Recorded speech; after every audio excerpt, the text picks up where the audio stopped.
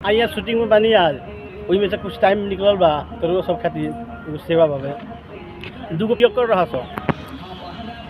कहला से कि दारू के समाज के बड़ी खराब करता ये से दारू के खत्म करी जा तो ठीक कहता रिश्ते चल दारू खत्म कर दिया आज दूगो बोतल है कहल के काम कर एगो तेज साधा जो एगो हम दारू खत्म कर दिया वही जब घरवा गई सर उनके मौगी कहती है का कहती है अरे तबीयत खराब चलत बा रोजो शराब चलत बा तबीयत खराब चलत बा रोजो शराब चलत बा ऐसे तू राजा दारू पियब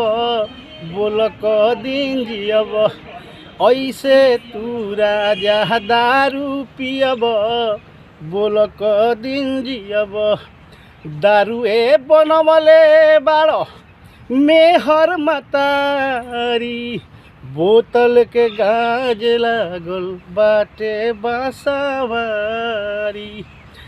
दारुए बनवले बाड़ो मेहर मतारी बोतल के गाज लागल बाटे बासावारी लीभर जब फाटी कैसे सियब बोल क दिन जियब लीभर जब फाटी कैसे सियब बोल क दिन जियब ओके बाय।